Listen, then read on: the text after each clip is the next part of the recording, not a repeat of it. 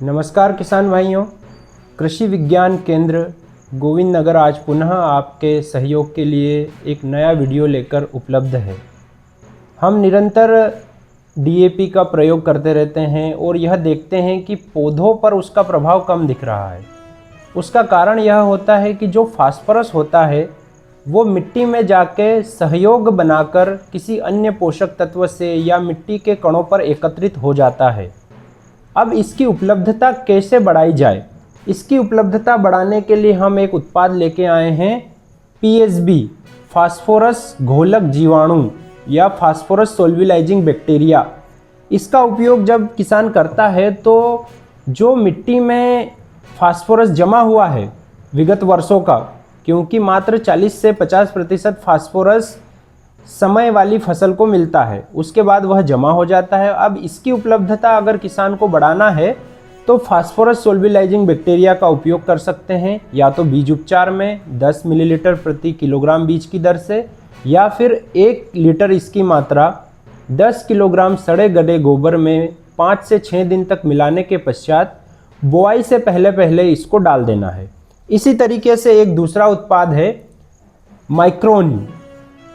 Micronutrient सोल्युलाइजिंग bacteria नामक यह पदार्थ है। इसमें लोहा, जिंक, जो मुख्य रूप से धान की फसल में खेरा रोग का उपचार करता है, जिंक, और सिलिका तथा मैग्नीशियम, ऐसे 5 इसमें सूक्ष्म पोषक तत्व घोलीय जीवाणु है।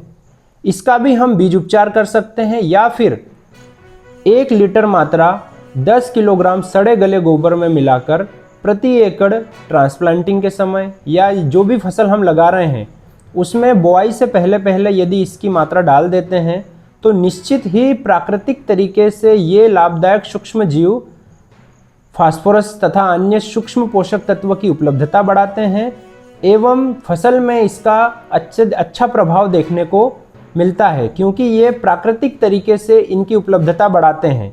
हमारी मिट्टी में पोषक तत्व होते हैं, लेकिन कहीं ना कहीं नरवाई जलाने से या फिर अत्यधिक जो रसायनों का उपयोग होता है, इससे जो सूक्ष्म पोषक तत्व के घोलीय जीवाणु हैं जैसे पीएसबी एवं माइक्रोन्यूट्रिएंट सोल्युलाइजिंग बैक्टीरिया, तो ये वापस हमें कृत्रिम रूप से मिट्टी में डालने की आवश्यकता है।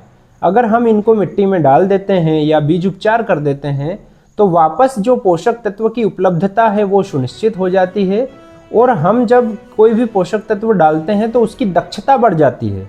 मतलब हमने यदि 10 किलोग्राम डीएपी डाला है तो 10% उसका पौधों पर प्रभाव दिखना चाहिए। धन्यवाद।